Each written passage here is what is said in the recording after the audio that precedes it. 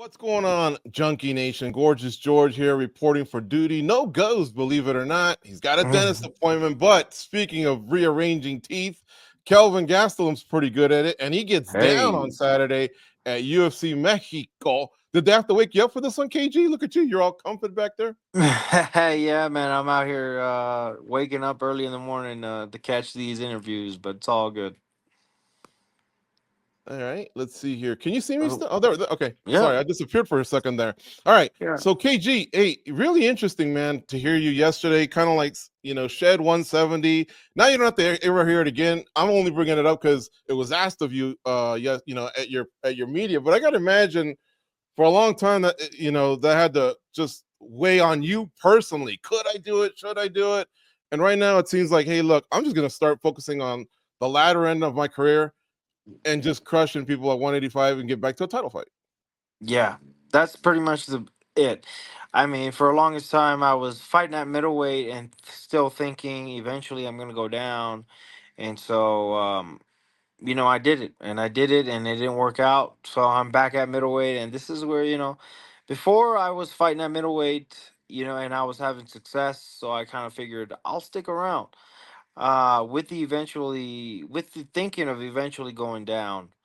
Um, so now I'm just 100% in middleweight, man. Now I'm not thinking about going down anymore, and this is my home. This is my home for now, and this is where I'm staying. This is where I feel good. This is where I've had the best moments of my career. So this is where I'm staying.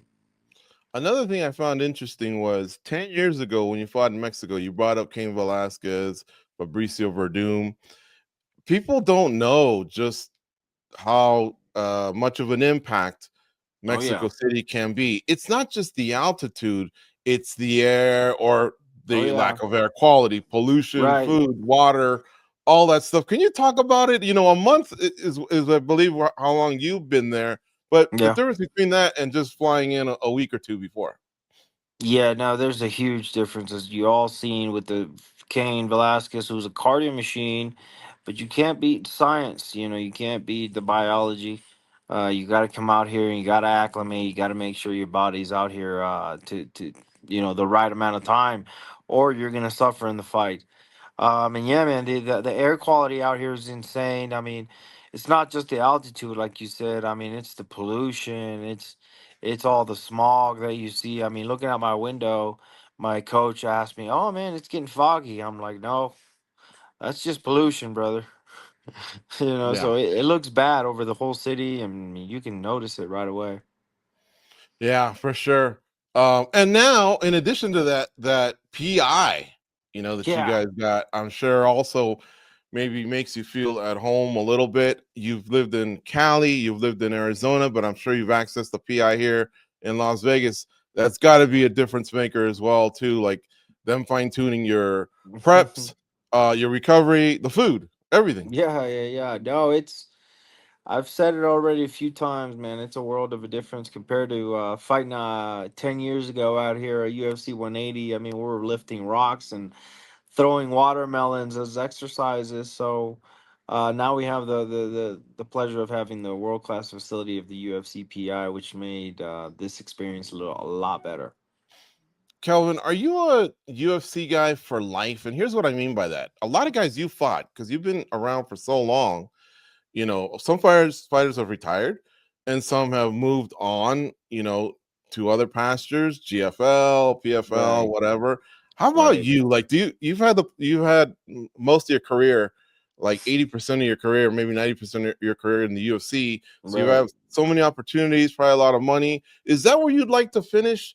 Just ride it out through there, because so many things are happening out there. Even the YouTube influencer fights seem to be an option for fighters. Sure.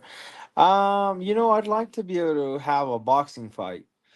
I don't know if that's ever gonna be on the table, but eventually I'd love to be able to have a boxing fight, get in that square ring, and just put on the boxing gloves, man. It'd be great. Hmm. Yeah. So when you hear of Dana White and Turkey, Sheik Yeah, Turkey, uh, Does that kind of open things up for you? I mean, I think I you put in mean, enough time that you can probably tell the kind boss, of. "Hey, man, just keep me in mind," right? Right, kind of. But I mean, I've heard Dana say he doesn't want to mix those. So we'll see how that works out. But I'd love to have a boxing fight for the UFC, for TKO, for ESPN, or whoever. But I want to get in that square ring. You're only 33, but you've been doing this for a while and you fought a lot of people. How do Ye- you feel? I mean, the age is still prime years, but what about the wear and tear, I guess? Yeah. No, definitely a lot of wear and tear, brother. But I've still got a lot of thread on these tires, man. I feel like, and we're gonna go until the tires fall off, brother. Hmm. Um, I accidentally stumbled upon fighters that you've kind of retired, and I'm kind of trying to be respectful about that. It's not like you sent them to pasture or anything like that, but you happen Sure, to be the last fights of Tim Kennedy, Michael Bisping. So I started looking at some of the other fighters, and a couple other ones who might have had one or two or whatever. sure. Did you ever kind of know that, aside from probably the Bisping one was maybe more obvious, but that a lot of fighters kind of like once they fought you, that was close to the end of their career? Yeah, I noticed on a couple of fighters, but I don't know how many total. Sure. No, Well, I get what you mean though, because there's some fighters that probably had a fight or two after, didn't go so well, or just retired immediately after, like Michael Bisping, Tim Kennedy. I think Brian Melanson had like health issues after, so he stopped fighting. I don't know who else. career-ending fist you got there. Um, and then going back to Piper, you told my colleague Danny Segura, it just wasn't on my radar or anything like that. Does it boil down to sometimes it just, hey man, like Dustin Poirier said it the other day, legends only going forward. I've paid my dues. Give me the 5-round fights. Give me the billboards. Give me a co-main or main or something like that. Do you feel like that's kind of where you're at?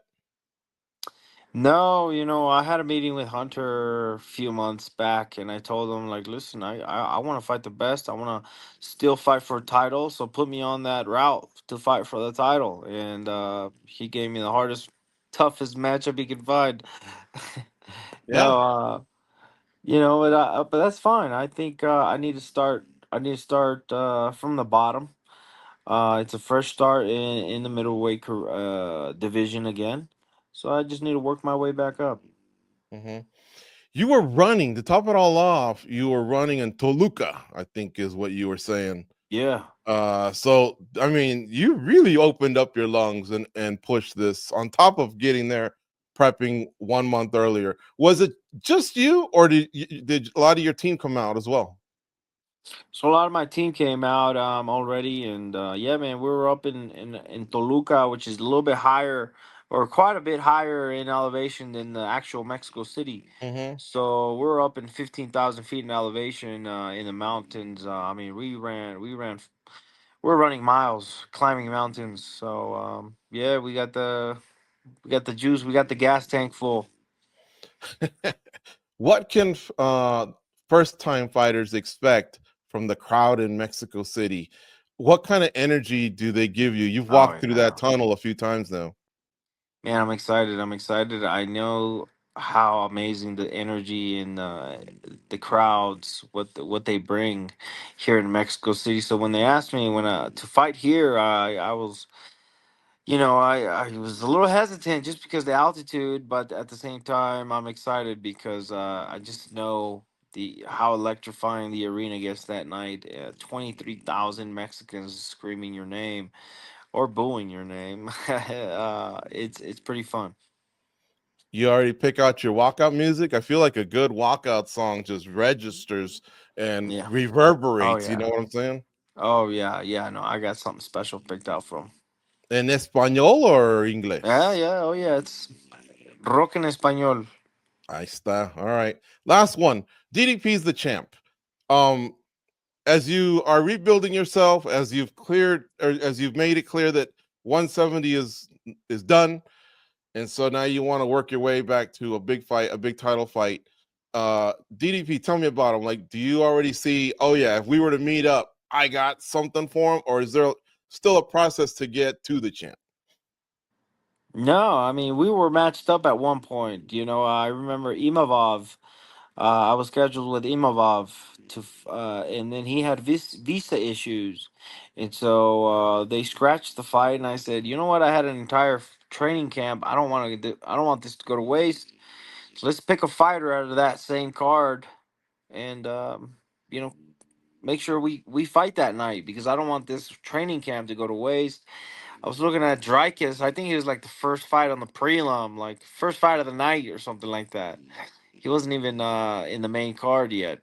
Mhm. And we're like, that guy, he fights weird. And sure enough, Ali made some calls, and next day we were matched up. The thing was, that very next day I went into sparring and I injured my knee, man.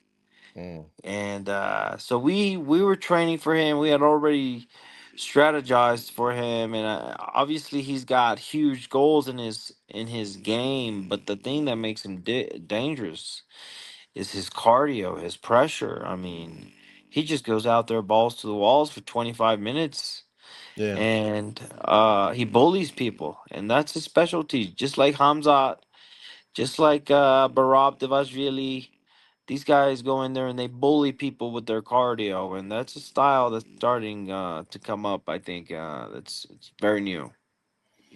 On the way out, I just want to congratulate you. Your fight versus Israel Adesanya, making it into the UFC Hall of Fame's fight wing. Congratulations. Hey, It was an epic fight. A lot of your fights are epic fights, and I look forward to Saturday. And thanks for the time today, Kelvin.